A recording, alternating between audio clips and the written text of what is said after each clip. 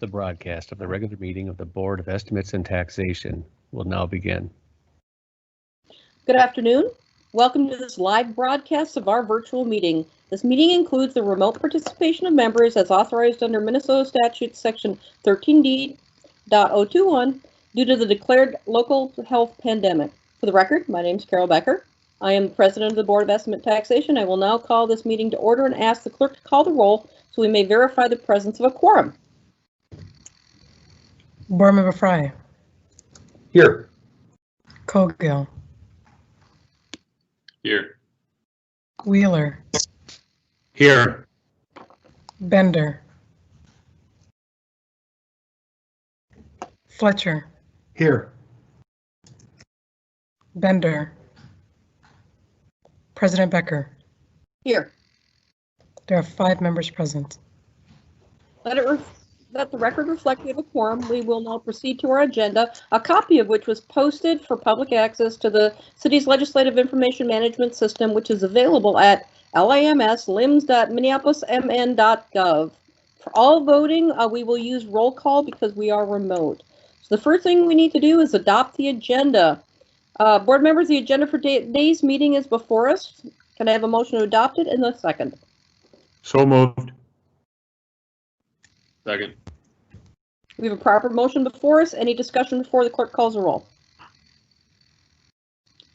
With that, seeing none, I'll ask the clerk to call the roll on the motion.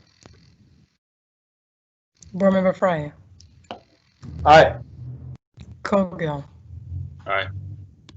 Wheeler. Aye. Bender. Aye. Fletcher. Aye. President Becker. Aye. There are 6 ayes. And do we want to go back and make sure that the 2 members that were not recorded here are now recorded as here? Do we need to do anything on that?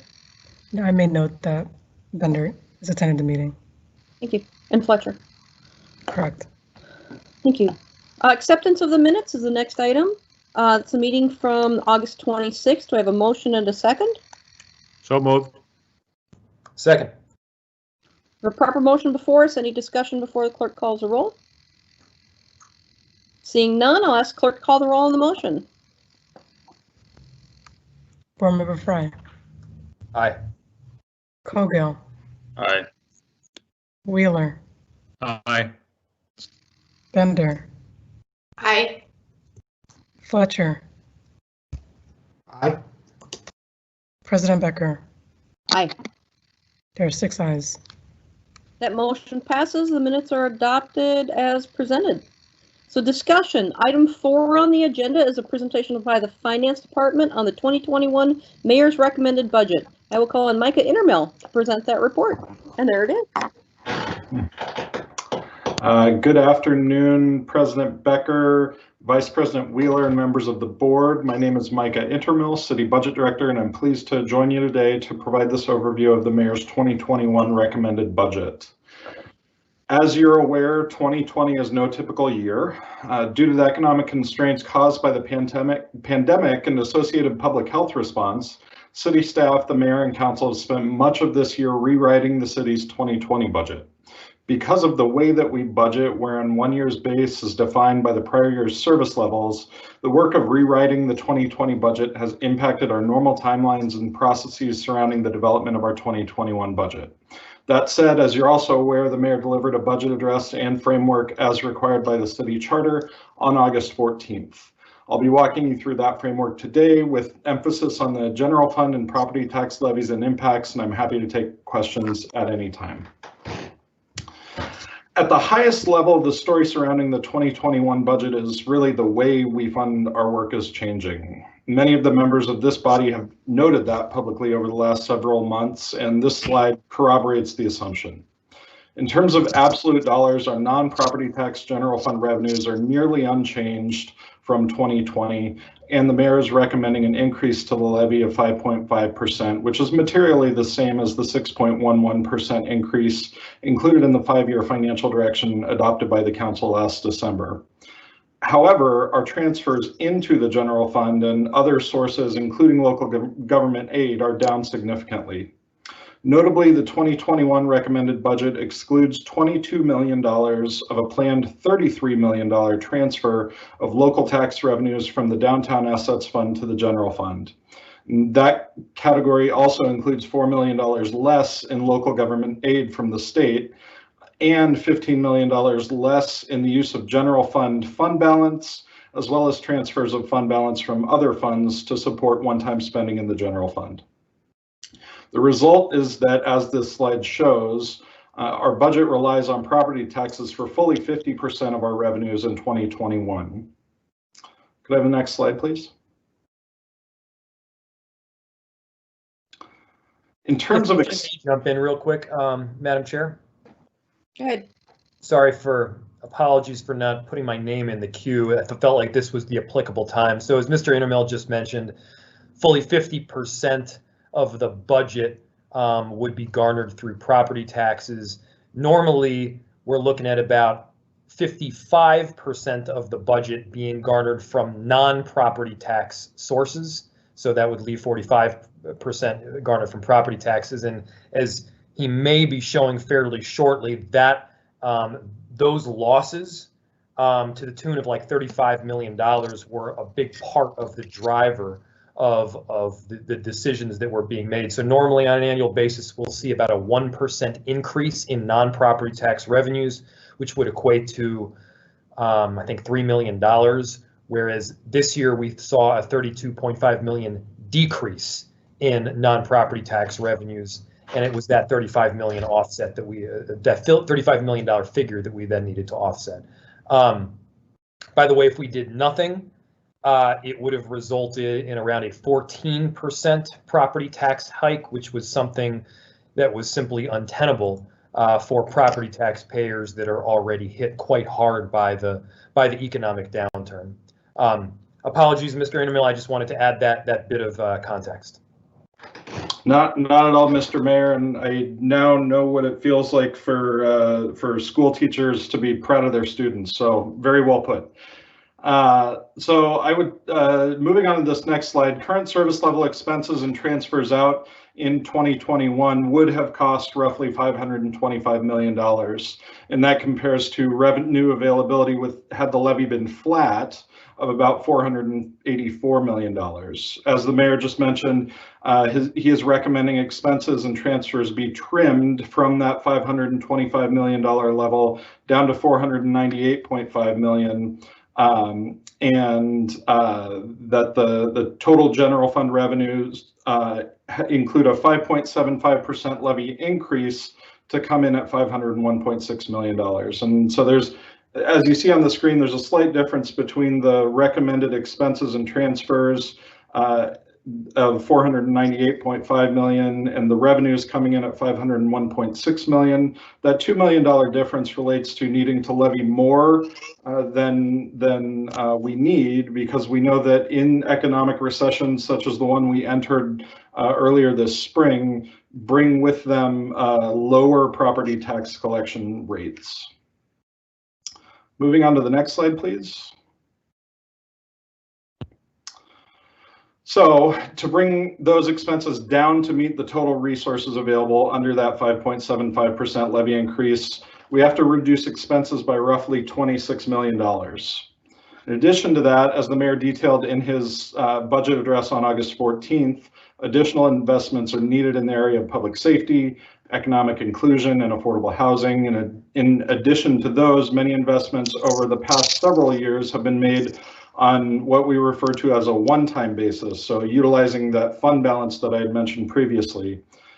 Those one-time investments have been made on a recurring basis. And a couple of examples of that are support for community-based services for seniors to help ensure older Minneapolitans are able to age in place for as long as they choose, or support for our city's annual Trans Equity Summit. These one-time items have been funded year after year, and so the mayor's accommodating that shift, recommending a budget that will bring with it the stabilization of these programs that the community has grown to depend on and expect funding for from year to year. The full detail of all of these cuts and adds will be available by September 23rd, when this body is set to vote on a maximum property tax levy. And the next slide, please. So again, this year has brought with it much change, particularly for the city's capital budget process. Earlier this year, the council changed the city's capital improvement planning ordinance to require a 6-year program rather than the 5-year program that's been required in the past. And this allows for the public through the Capital Long Range Improvement Committee to bring more influence to bear on prioritizing the parks and streets funding guaranteed by the 20-year funding deal forged in 2016. Really, once a project enters year 4 of the plan, city staff and park staff begin to work on planning and design of those projects, which means, once things get into year 4, they need to stay on schedule until they are completed. So by adding a 6th year, CLIC is now able to shift funding as priorities of the community shift in those planning years and ultimately recommend a better product to the mayor and council. Because of the many curveballs thrown at the city this year, the CLIC process was delayed by several months. And in fact, the body is wrapping up their work in the next few weeks and will recommend a CIP to the mayor in October. The mayor will then in turn release details of his recommended capital budget to the council by the middle of that month. The framework listed on this slide was included in the documentation released on August 14th, and I think of note, this framework does include full funding of the planned amounts included in the 20-year Parks and Streets deal. Next slide, please. So again, as mentioned, the mayor is recommending a total increase to city levies inclusive of the independent boards of 5.75%. The general fund levy increases by 8.44% to support the spending discussed a few moments ago.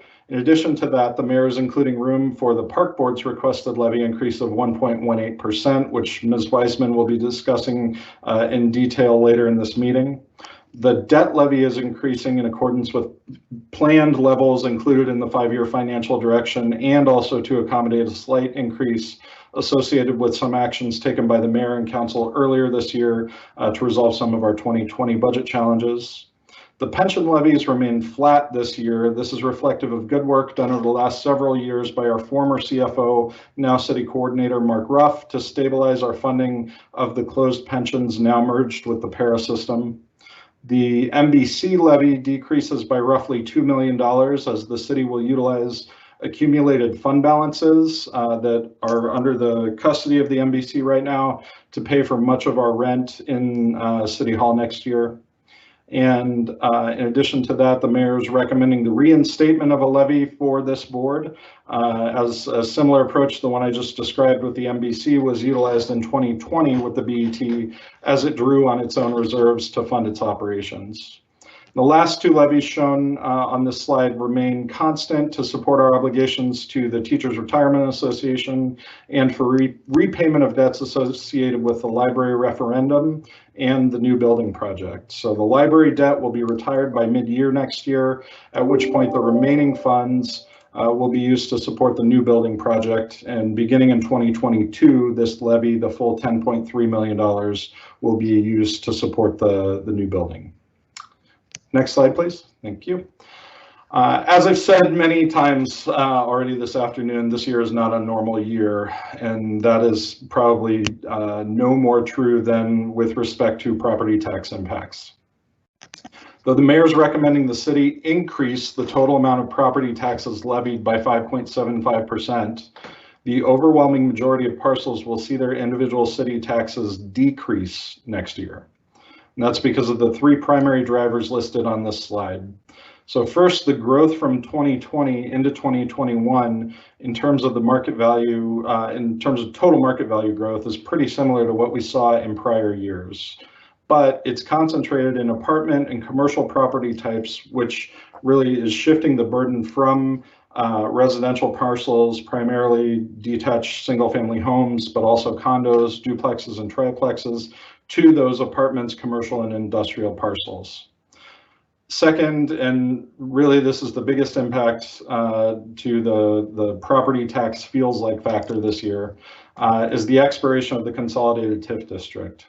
That TIF district goes offline at the end of this year. And so next year, the full $33 million of tax capacity captured in that district comes back into the general pool. And so, you know, as the size of the pie grows, the size of each individual slice shrinks. And third, whereas in the past few years, we've been sending more and more of our tax base to our metro partners, other jurisdictions in the metro area, we've been sending more and more of our tax base in the past several years through that fiscal disparities pool. This year, our distribution back from the pool grew faster than our contribution to it. And so that means on net, we get to keep a greater percentage of our tax capacity, which reduces the burden on our property tax rate. And the next slide, please. So this chart, and I apologize, it's a little tough to see on the screen. This chart shows the market values for various property types at the 25th, 50th, and 75th percentile of the value of those types, and it shows the impacts of on taxes for those properties. And each year we highlight the impacts to the median valued homesteaded home, which is the second category there. This year, that home is valued at $281,500, and its value grew by about 2% from last year. Because of those impacts that I just walked through, the parcel's tax capacity as a share of the total tax capacity shrank. And as a result, its owners will see a decrease in their taxes by about $47 or 3%. This chart also shows that the tax increases will be seen and felt in commercial and apartment parcels, the bottom two categories there, which makes intuitive sense given that the growth that we've seen in these markets over the last several years has been so expansive. Next slide, please. So although taxes are going down for most individuals or most parcels, they are still a burden for many in our community. And again, this year, I encourage all of you to reach out through various channels to your constituents to encourage them to participate in the state's property tax refund programs. There are programs available for homeowners as well as renters, dependent on income eligibility. Everyone should apply, though, as these programs have the potential to return meaningful dollars to many in our community. Next slide, please. So finally, I just wanted to highlight the changes proposed to utility rates in the mayor's recommended budget. The Public Works Department has endeavored to really hold the line on expenses in 2020, yielding flat rates for water and solid waste and recycling. Slight increases are proposed for sanitary sewer rates due to pass-through charges increasing from the Metropolitan Council. And stormwater rates are increasing to accommodate planned capital improvements to the Central Storm Tunnel project, which was unfortunately not funded at the Capitol this year as an agreement on a bonding bill was not reached. So in total, the monthly bill for a residential customer is likely to increase by about $2.50 next year, which would be a total of $30 on the year. So that concludes my prepared remarks, and I would be happy to stand for any questions you may have. Do I have anybody who has any questions? Anyone have discussion? Mayor, do you want to make any comments? Thank you, Madam Chair. Most of the comments that I made, wanted to make, we previously made. What I will say is that, as you know, these times are very much unprecedented. And we wanted to make sure to get that levy amount as low as possible, retain the necessary core public services that the city does day in, day out, make sure that we're not adding unnecessary burden onto our taxpayers, and account for a real massive shortfall. As I've mentioned in previous meetings, the monies that we get from these non-property tax sources just aren't coming in like they did before, and we needed to make the necessary cuts, but also I've asked department heads to go through a full-on reorganization.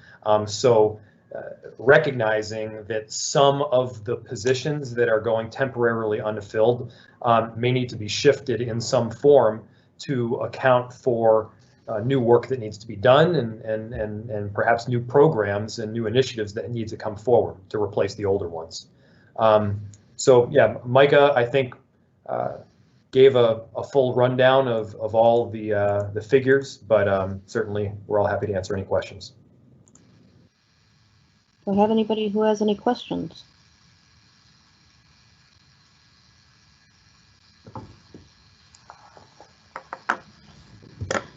I guess I've got a few to at least kick us off in case anybody else wants to ask any questions.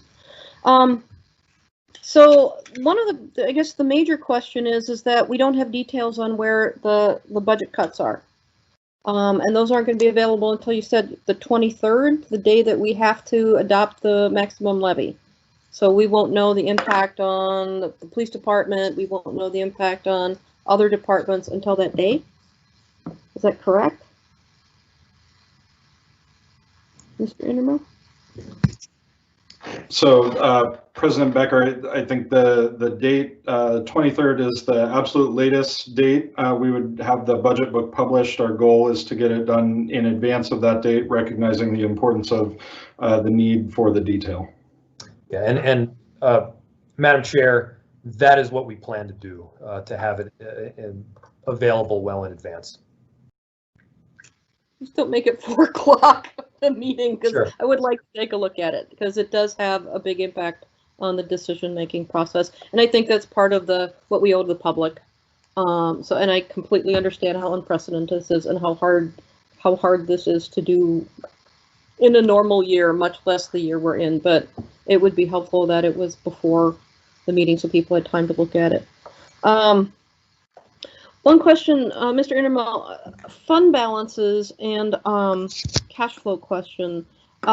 We've substantially drawn down our fund balances. I didn't see fund balances in your presentation, but are we planning to build those up in 2021, or is that a future thing to do? So, President Becker, it's a good question and one I'm likely don't have a fully satisfying answer to. You know, I think right now in 2020, through the budget revision process, it was a priority of the council and the mayor to retain as much cash, you know, not lean fully into our general fund cash in particular. There was drawdown of about half of the available cash in the downtown assets fund, as well as significant cash in the parking fund. Both of those, the sources for those funds, so local taxes with respect to the downtown assets fund, or parking revenues with respect to the parking fund, those are revenues that will come back, you know, quicker certainly than some of the other construction permit revenues or other general fund non-property tax revenues that we rely on, as the mayor said. So as those come back quicker, they will. We are building financial plans to rebuild cash balances in those funds. I think the great unknown is when do we get back to normal? I'll throw that in air quotes.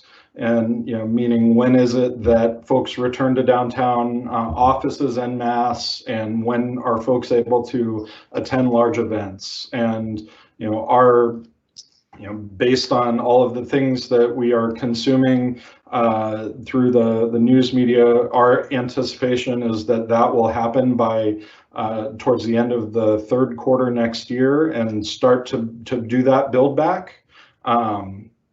But that's based on the information in front of us, and you know, I'm certainly I think that we will need to be prepared to respond as conditions change.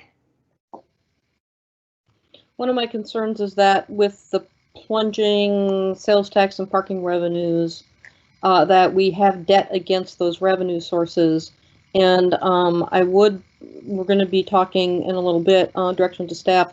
I would really like to see like a 5-year plan on how we're going to pay the debt, especially the non-property tax supported debt, if we don't have the sales tax revenues, if we don't have the parking revenues. And I'm seeing no fee increases for water and sewer. You know, my understanding is people are not coming into the city, drinking our water and flushing our toilets. So I'm wondering if that's going to cause us a capital problem into the future too.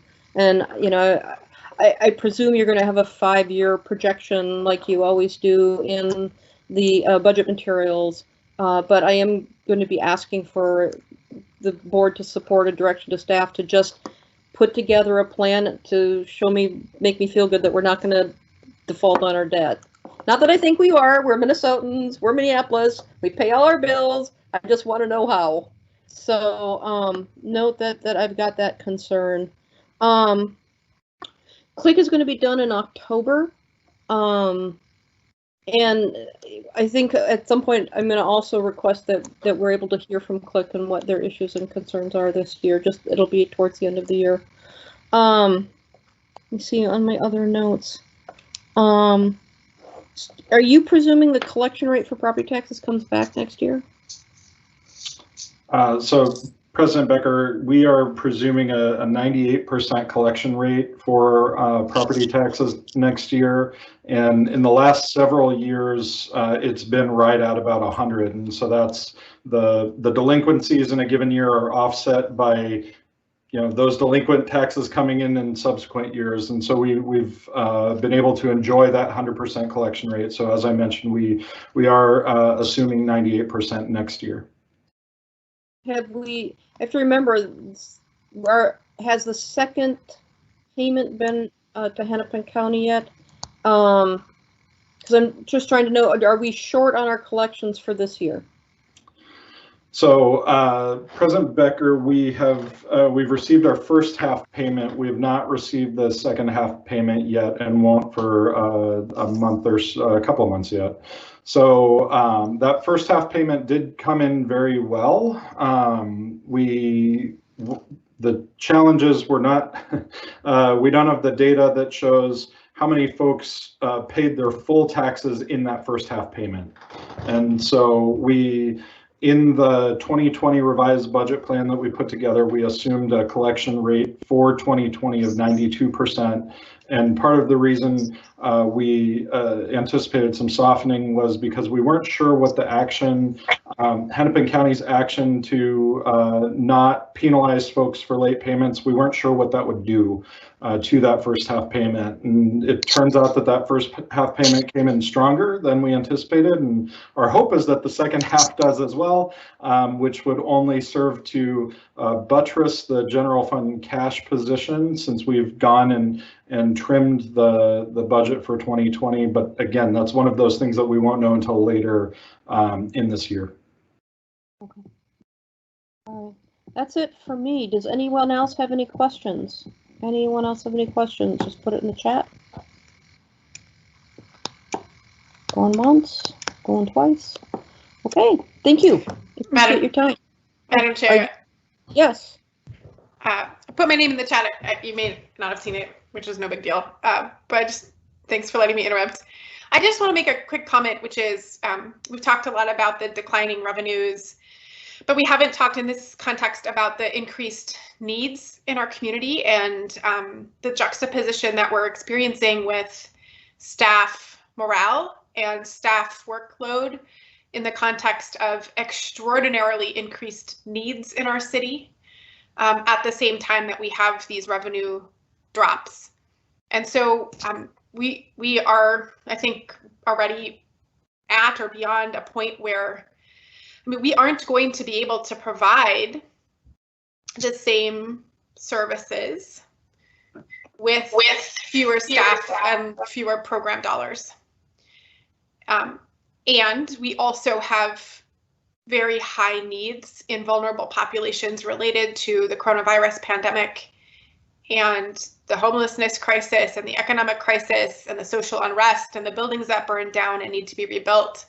And so it's the challenge before all of us to figure out how to proceed with those decisions. So I know that this body will decide on the maximum levy, but and I think as part of that decision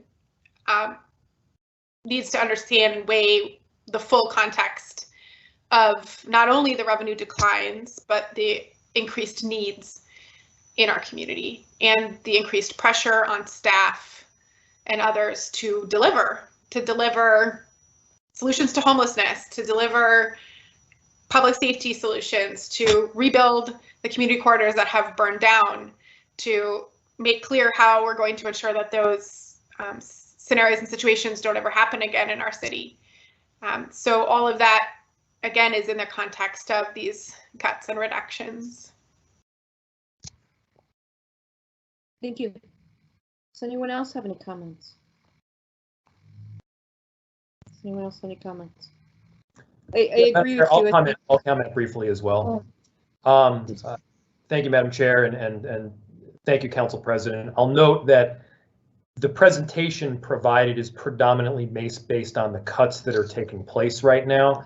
One of the big priorities that we put forward was making sure that we can retain our extraordinary city staff and pushing back on some of the layoffs, which I know I talked with you about, Council President. And additionally, in addition to that, what we'll see as part of this budget are investments that are being made specifically targeted for our most vulnerable populations, those who are experiencing homelessness, our recovery. And so those pieces will definitely be in the budget as it's presented as well, to your point. And I hear you and agree.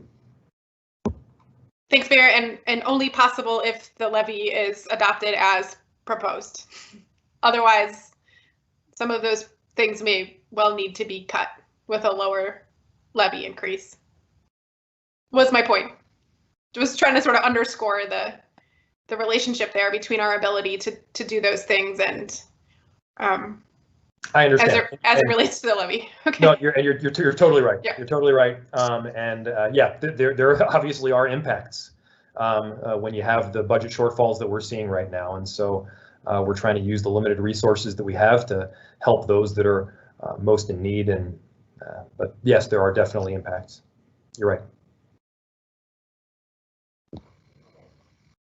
I think the difficulty is, how do you tax the poor to help the poor?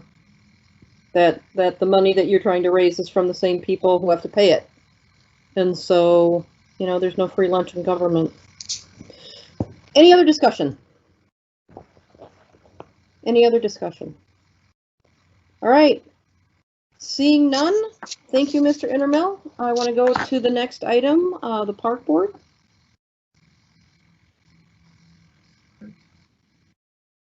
Make sure my this would be Albangora. Are you going to kick it off for us? Yes, thank you. Absolutely. I was making sure my microphone was on, so I apologize. Making sure it was on. So thank you, President Becker, and thank you, Vice President Wheeler, and the board. So it's a real pleasure to be here today, and again, it's great to see all your faces. And in a world of Zoom, it's always good to see faces. So great to see you all, and good afternoon, and thank you for your time. So what I'll be doing this afternoon is presenting really around three topics at the board that the MPRB will present. Three topics. They'll be around the 2020 COVID-19 budget update. They'll be around the 2019 MPP 20 annual reports and the 2020 MPP 20 COVID-19 update. And then the last will be the 2021 MPRB maximum tax levy request and the 2021 budget projections. Michael Schroeder, the Assistant Superintendent of Planning, and of course, Julie Weissman, our Finance Director, will present and will be assisting me with the presentation going forward. There is a lot of information, and we'll keep the presentation, of course, as brief as possible to allow for time and questions. So with that, to give us more time, I will turn this over to Julie, Director of Finance, Julie Weissman, to start the presentation and to walk through our presentation. So thank you. Good afternoon, President Becker and members of the board. If you could advance the slide, please. The first topic that we will be covering today is our 2020 COVID update. I know that you've received similar updates from the city of Minneapolis, so I hope to provide a brief update on that. We've missed our slides are no longer showing. Colin, or Julie or Ian? We are missing the park board slides.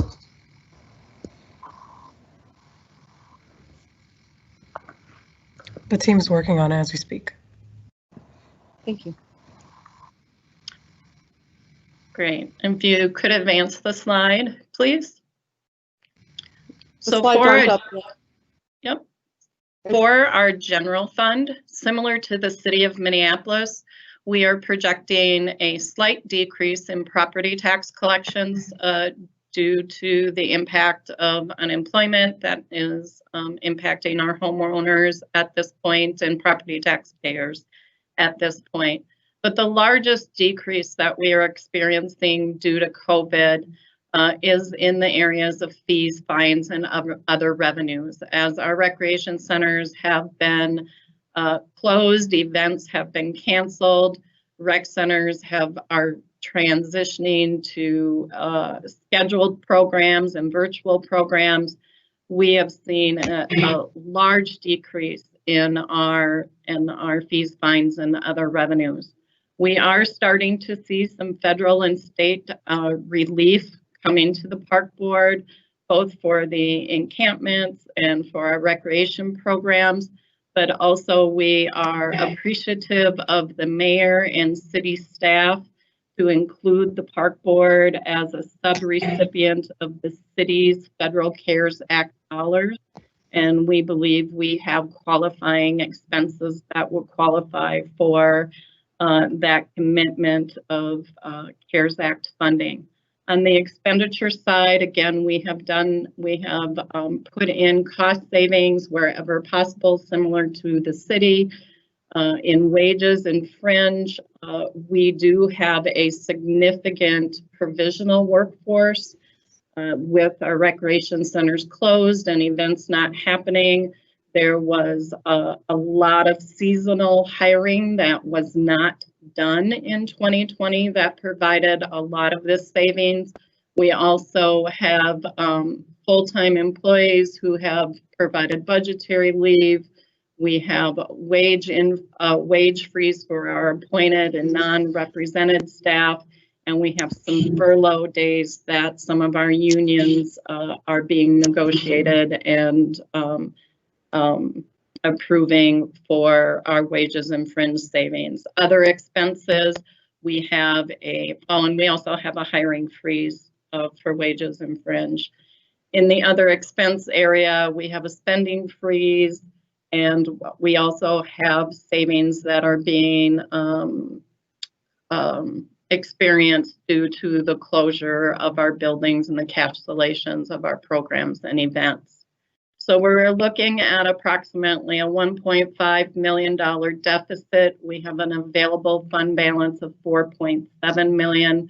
So it will dip into our fund reserves, but we, with the ability to receive the federal and state relief, we are projecting a fund balance that will potentially be able to help us when we're looking at our 2021 budget process moving forward. Next slide, please. On our enterprise fund side, due to COVID, we are actually experiencing much different things based on the activity that's happening in our enterprise fund. As many people know and have heard, golf is booming for an industry right now, being able to social distance, be able to get out on the golf course. We are experiencing increases in rounds of about 27%.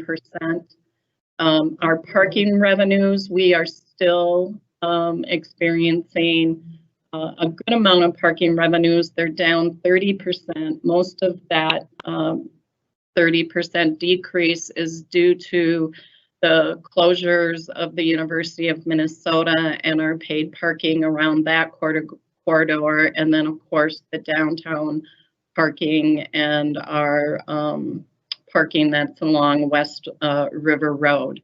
That's where the most of those decreases are. And then other revenues in our enterprise fund are what is being hardest hit. And again, that's our use and event permitting, our concessionaires, those activities that are still on the banned list. We are starting to see some small events starting to pop up within our parks, so we're starting to generate a little bit of revenue in that area. So in our enterprise fund, we are looking at a $1.1 million deficit by the end of this year, and available fund balance of 4.5.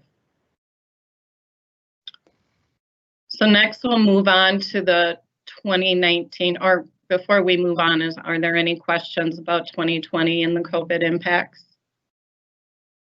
Okay, so 2019 MPP 20 annual report. In your packet, you have received a copy of the report. It contains the executive summary and then talks about operations and maintenance, rehabilitation, and capital investments. If you'd like to advance the slide.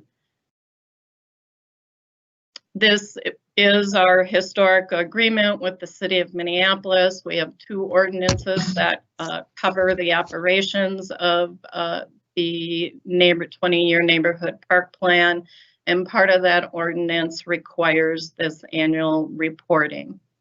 If you advance the slide, please. I'm now going to turn it over to Michael Schroeder, who is the Assistant Superintendent for Planning, to talk through the capital improvement program. Thank you, Director Weissman. And as Julie did, I'll try and move through this quickly, but we'll stand for questions if we move too fast. The capital improvement program that the Park Board uses is a $10.5 million program. $8 million of that is coming from the NPP 20 funding. And the chart on the right essentially shows how that $10.5 million is separated between capital improvements that are shown in blue and rehabilitation projects as they're shown in the green. We adopt a 6-year capital improvement program, and the capital improvements are based on an equity ordinance that's included in the NPP 20 annual report. What's important about this is we are still in a process where we are honoring projects that were in the CIP before NPP 20. And so you'll note the 3rd bullet point on the left, or actually the 5th bullet point, is that we're honoring those projects through 2021, and beginning in 2022, we have a capital improvement program that's based entirely on the equity program. When we look at the parks that were being improved, if we list the 160 some neighborhood parks through 2024, as we've programmed so far, we will have made improvements through park number 44, essentially starting with those parks that demonstrated the greatest equity need. Could I have the next slide, please? The rehabilitation program really focuses on how we can enhance park safety, make improvements to existing assets, essentially those assets that where we would have a 1-for-1 improvement. There's a significant amount of the rehabilitation program that deals with a very large ADA transition plan. We've had significant work done on areas where there have been critical failures. We've found, as we've been investigating buildings, we've found broken roof beams, leaking roofs, a lot of things that are just basic long-term deferred needs fall into the rehabilitation program. We have a process for identifying these that they're really based on the prioritized need, essentially looking at the asset condition and then trying to work it into a program. Can I have the next slide, please? This is the list of categories. There are 8 different categories that we use for rehabilitation. And in 2018, as we go through this list, you can see that we have completed the projects, the notation at 100%, nearly $4 million of capital of rehabilitation projects were completed for 2018. Some of these projects lag a little bit because we do some amount of engagement even around rehabilitation. So they lag slightly, and you'll see that as we move into the next slide, showing 2019. We have some projects like roofs where we had significant areas of deficits that we've had to carry those projects over 2 years because the cost of the roofing projects has been so high. And in this chart, we also show park lighting as a little bit behind because it took us a little longer to do a complete assessment of the park lighting program. When we get to the 2020 on the next slide, you'll see that this was actually a report that I believe was accomplished when we produced the NBP 20 annual report in March. And you'll see that we have in March, we had barely started on this. So you see that the budget allocations across these categories is 0, but we've actually made significant investments across all of these categories, and in particular across roofs and the buildings and recreation centers, where we have made improvements in 88 facilities across our recreation centers. And we have the next slide, please. The capital investments are those ones where we do a wholesale revision or update to a facility, rebuilding a wading pool or a program or a playground, which are the two most often invested in facilities that we have. And these are based on the equity ordinance, where we evaluate, score, and rank the neighborhoods based on their conditions and the investment that we've made in parks. And then we allocate the fundings based on the rankings of those of parks, so that we have new parks coming into the program every year as investments are made. Can we go to the next slide, please? So similar to the 2018 rehabilitation program, when we look at 2018 in the capital program, we have significant work that we've completed to the amount of a little over $4.3 million. There's some work that's lagging behind, and this is more the result of us completing what we call service area master plans. We didn't want to make an improvement in a park before we had an opportunity to assess an entire region of the city. So in this case, if you look at like Perkins Hill, Lovell Square, and Jordan Park, we are catching up with those improvements now that the North Service Area Master Plan has been created. Can we go to the next slide, where we talk about the 2019? Our process for making capital improvements is focused on significant engagement of members of the community. The first year a project is in the CIP, we do a significant amount of engagement. It takes us a fair part of the year to do that. Then we move into the design and engineering, and it's in the second and sometimes early third year when we actually start to implement. So on the 2019, we were still in the process of doing engagement. We hadn't actually started the implementation yet, but when we get to this point for 2021, this column under percent budget allocated will be nearly 100%. And as we move through and hopefully adopt the Southwest Service Area Master Plan, all the projects will be moving through at a greater speed. 2019, we made about $3.3 million of the capital improvements for the dollars allocated, about half of it. But we are working on every project that you see listed on this slide. Can we go to the next slide, please? And this is similar to what we saw in rehab for the 2020, where we are only now starting the community engagement for for most of these projects. The aberration here is the Phillips Community Center, where we had allocated contingency funding when we made those improvements in 2016. The budget we have for improvements in 2020 is $6.8 million, and we will have all of these projects completed if we stay with a similar schedule we're at in 2022.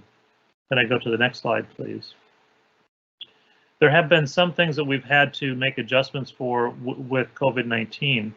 I mentioned that a big part of our capital improvement program relates to engaging the community, verifying the work that we've done in the service area master plans, and making certain that we're implementing the projects that the community really wants to see. The COVID-19 pandemic has limited our ability to fully engage the communities the way we wanted to. So mid-year this year, we discussed with the Park Board's executive team and moved to the Board of Commissioners an idea of focusing more on rehabilitation projects, where it is more the one-for-one rehabilitation or repair of a park asset. And when we do that, we end up with a lesser amount of community engagement because we're not making the wholesale changes.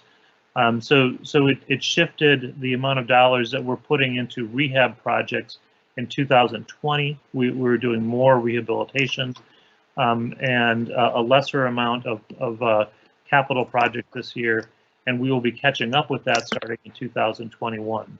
There's a lot of bullet points kind of on the why side of this, but it allowed us to keep making improvements to parks and not back off on our commitment to engage in the community as we made significant changes on the parks in their neighborhoods. And if we go to the next slide, I believe I turn it back over to Director Weissman. Or I should maybe ask if there are questions about the NPP 20 before I do that. President Becker? Go ahead. Okay.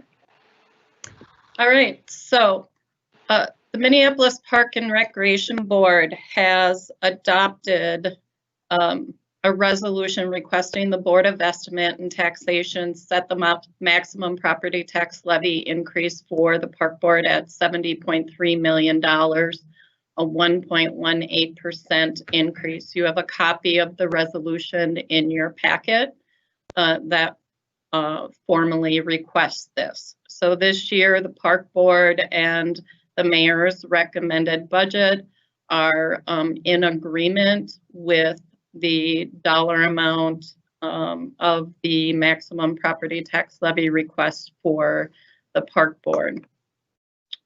Next slide, please.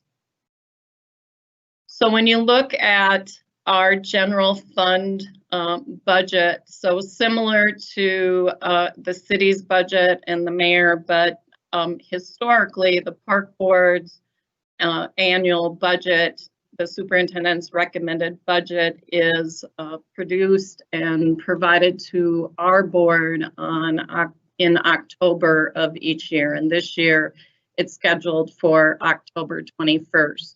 So what I have for you today is a more of a high level budget projection to show the impact of the 1.18% property tax levy increase to the general fund. So we have two levies, the general fund and the tree preservation reforestation fund. What I'm focusing on today is the general fund.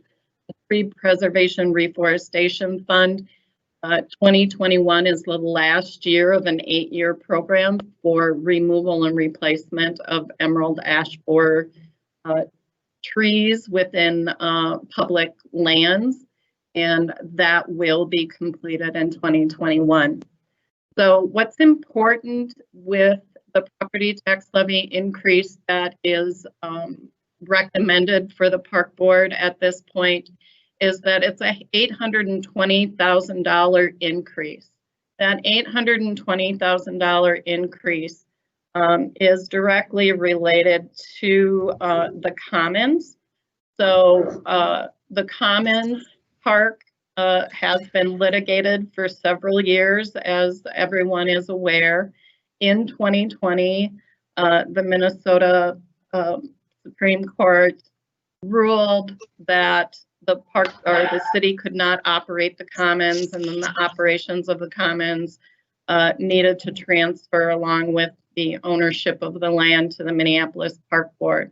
So the $820,000 increase shifts a city transfer that we received in 2020 for the Commons and puts that up into property taxes. So in essence, we have a 0% property tax levy increase because we have this reduction of the Commons transfer as well as a reduction in local government aid. So the impact to our operations is the 0%.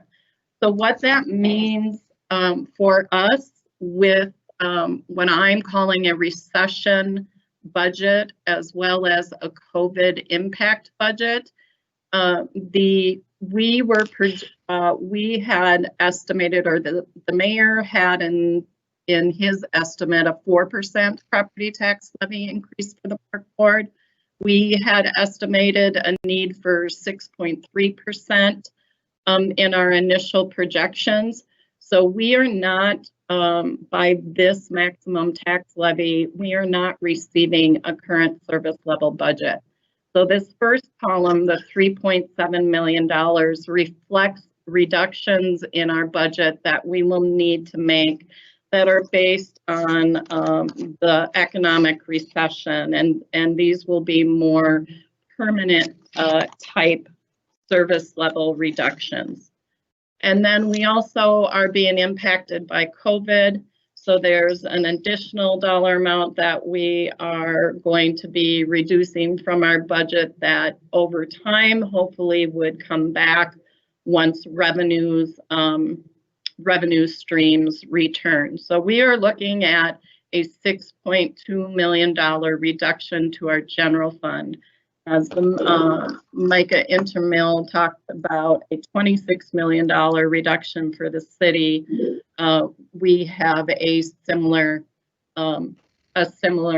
reduction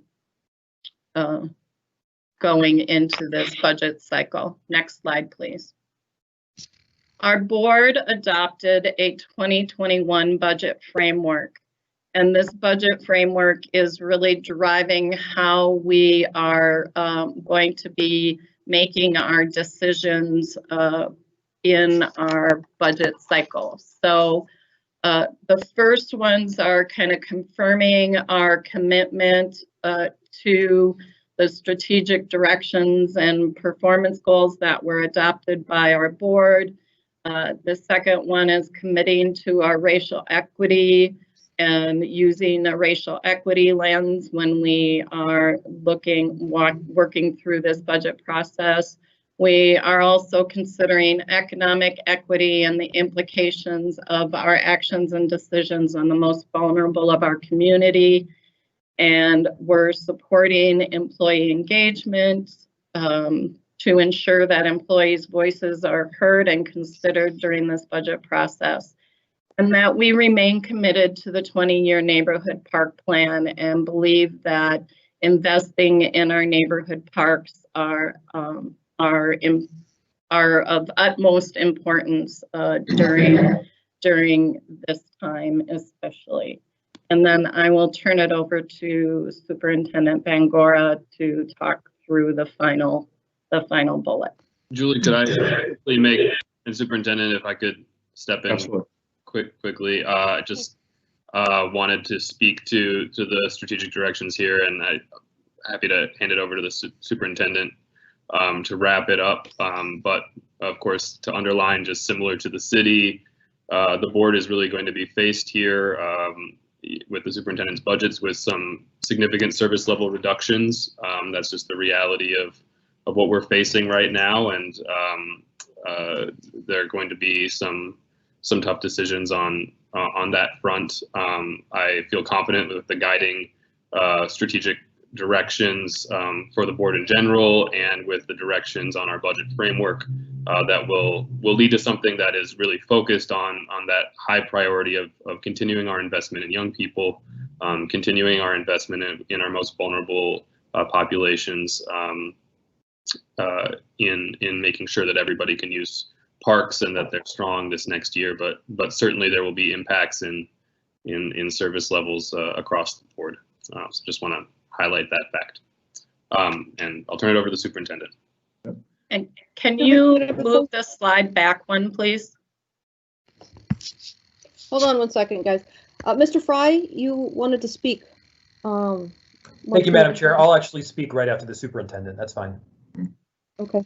Can I just ask one quick question, Ms. Weissman, before we go on? What is the reserved amount in your fund balance for? In your general fund, there's a difference between available fund balance and not. What is that difference, please? Sure, President Becker and members of the board. So our financial management policies state that we need to maintain a 5% fund balance of 5% of our operating budget as a fund balance. And the fund balance is really an emergency reserve that is utilized for storms, and obviously this pandemic is an emergency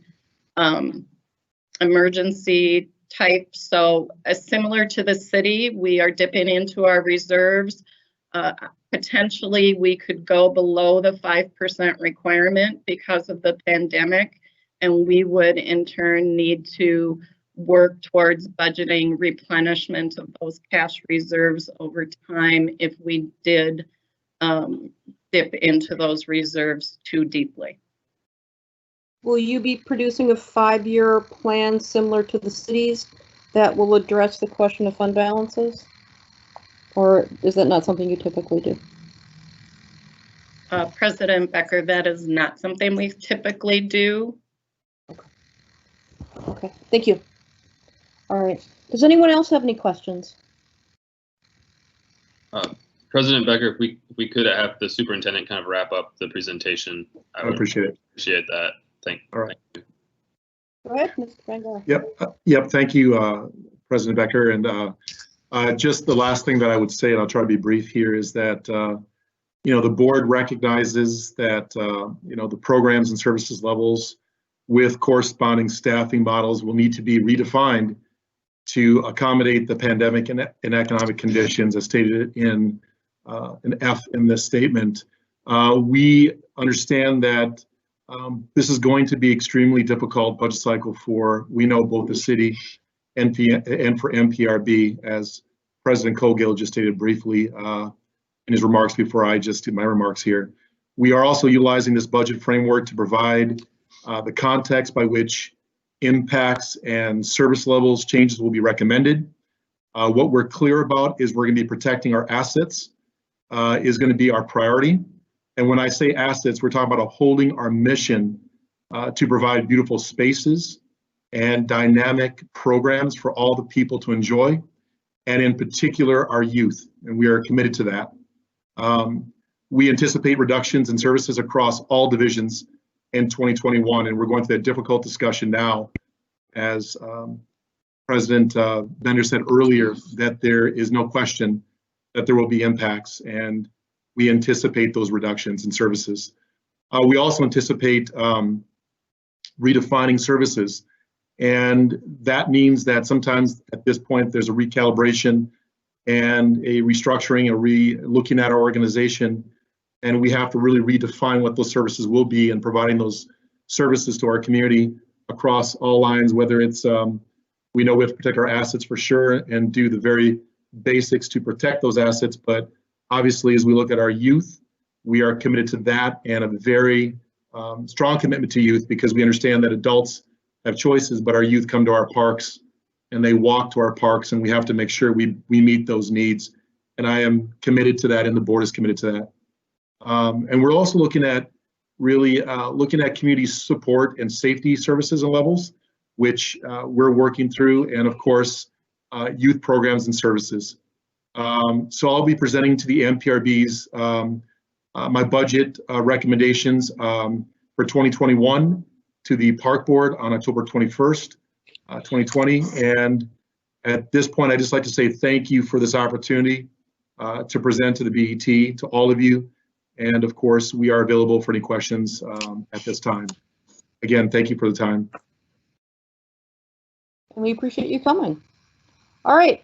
Do I have any questions? Any discussion? Any questions? Any discussion for the Park Board while they're here?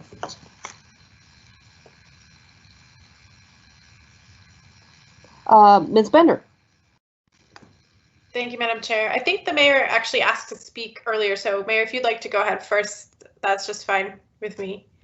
Thanks, Madam President. I'll be brief. I wanted to just note that we do in fact have an agreement between the Park Board and the city as far as the levy increases go. And I want to give a big thank you to Superintendent Al Bangora, to President Cogill. They were staunch advocates for the service that the Park Board provides, and they were also fully recognizing the realities that we're presently living in and the constraints and confines of decreased revenues that we're seeing. And so, it was a very collaborative effort.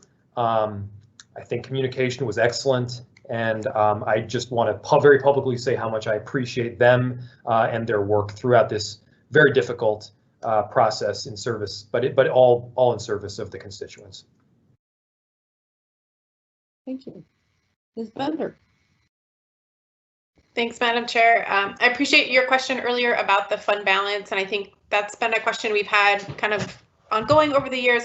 I do think of a 5-year or a more detailed kind of projected spending plan would be helpful, especially in the context of just the multiple competing needs that we have as a community. And I was on the city council along with Mayor Fry, and I think the 2 elected BET members were in office when we approved the Parks and Streets capital funding commitment, which I stand behind and I think is a priority for the city. We've all been grappling with the issue of homeless encampments in our parks and public spaces. And I think, there's been a lot of sort of demands on and requests of the city to spend more money on shelter and housing. So I do just want to note that if we were to spend more money on shelter and housing, we would have to find the money somewhere. So it would mean levy increases or cuts to other funding. Our main funding investments are police, fire, public works, capital investments. So I think in order to maintain this prioritization of capital funding for parks, we need to understand how that fits into the bigger picture of all the priorities that are facing our community. And I know the park board has been, stepping up and struggling with the issue of encampments in the parks. So I don't want us to drag us down a black hole of this issue that we've been talking about together for many months. And I think, again, the park board has been balancing so many things related to the issues around homelessness and working to be very compassionate and supportive of our neighbors experiencing homelessness, as well as to maintain the functioning of our parks at a time when our community is in need of recreational spaces and our children are in need of support and programming. But I guess not to belabor it, I just do kind of want to reflect that if there are going to be demands and requests to the city to increase funding for other things like homelessness and housing, again, that money has to come from somewhere, and the choices are increasing property taxes or cutting other things. Thank you, Ms. Bender. Do anyone else want to make a comment? President Becker, I put my name in the chat. Oh, there you are. I apologize. Mr. Colga. Thank you, President Becker. I just want to address a couple of items here. First, I just want to again thank the mayor. I do believe it was a collaborative effort in a difficult year. Greatly appreciate the recommended levy increase, and we did pass that at the board level, acknowledging just the unique circumstances of this year, but also the increased need that the park board has to address some additional space that we now are in control of with the commons. So it's greatly appreciated, and I'm confident that our board will be able to work through the various balancing of a confluence of needs while also having a lower amount of funds to address those needs. And certainly, first and foremost in many folks' minds is the issue of encampments throughout the city, and notably in the park system. I feel with the board's action in mid-July that a very thoughtful approach to addressing these large encampments has helped us move forward, and I thank the city for being a collaborative partner in helping our staff work through that, and can't thank our staff enough for the tireless work that they've done to really implement that resolution in a full way. And we're still working through some of that, but we have significantly addressed the encampments in an unprecedented year, and we'll be continuing to do that in the coming months as it gets colder. and certainly looking to the next year, we want to make sure that our priorities, as we try to right size from in a year with a confluence of challenges that have often centered or been adjacent to parks, that we right size back to the major goal of this board, certainly in the last 3 years, of investing in young people and investing in our most vulnerable. And we haven't lost sight of that. And if anything, the changes in budget are going to sharpen our pencils and sharpen our focus towards that goal. We look forward to the superintendent's budget report and continuing to keep all BET members appraised of that process. And please do not hesitate to reach out with questions or concerns as we move through this process here at the end of the year. Thank you. Mr. Wheeler. Yes. Gosh, this is the 11th time I've gotten to do this as being elected 3 times to the Board of Estimate and Taxation. And I think it's the most demanding time of all the years that we've sort of confronted and dealt with. And what I want to say is I want to say thank you to all the participants who are working so hard to deal with such a difficult financial challenge, from the mayor's office to the park board superintendent to the staff to the finance people. All people have been working really hard to sharpen pencils and to do the kind of work we need to do in a very challenging time, at a time we've never been through before. And all I want to say is I've been through some of these things before, and they haven't been quite as pleasant as this. And it's an unpleasant time, but people are treating each other with respect and working through it well. And it's wonderful to see that. Thank you. Thank you, Mr. Wheeler. Does anyone else have anything to say? Anyone else want to speak? If not, then I would like to say a couple things here real quick. I do agree with Mr. Wheeler. I really appreciate everybody working together. I appreciate especially the park board working with the mayor's office to come up with something I know is painful, but is realistic. I want to thank Mr. Fry for a difficult job. I understand how hard this is. It is unprecedented, and the spot that you're in, having to make these decisions, I know is really, really hard. I would just also note that I am somebody who has experienced unemployment recently.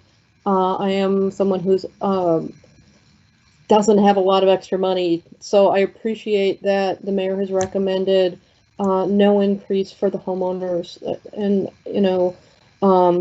I see that the way the numbers come out, there are increases on the renter's side, but all this money comes out of somebody's pocket, and every time we take it, it means somebody's life is diminished in what they can do. So I appreciate how thoughtful you've been on that, and I very much look forward to the details that will be coming in the future. Any last comments from anybody? Any last comments from anybody? President Becker, I'd just like to say one thing also, just in sort of the same tone, is that I was very grateful to be working with the mayor in this discussion, and I'm just grateful for the work that, the open communication, how we were talking even since last year all the way through, and I'm grateful for that, and grateful for the work to get here, and also to the president of our board, President Cogill, for really the ease in working through this also with him and with our president of our board. And it was difficult, but I think that the relationship and the communication, and I think was really positive, and I'm very grateful for that. So thank you, Mayor, and thank you, President Cogill. Anyone else want to make a comment? Going once? Going twice? All right. Without objection, the report both from the park board and from the city's finance department will be received and filed. Thank you to all the staff and the countless number of hours from Micah Intermill and Julie Weissman. I know you guys work really hard on this. Thank you so much to the staff. Moving on to announcements, I did mention that I was going to request a report on debt, our ability to pay back our debt. All of it all of it, because if sales tax or parking revenues falter, that will fall back to property tax. So I do have on here under announcements a direction to staff to put together a report regarding our revenues to pay back city debts. So I would like to just move that as a motion. Can I get a second on that motion? Second. All right, having a proper motion before us, can the clerk call the roll?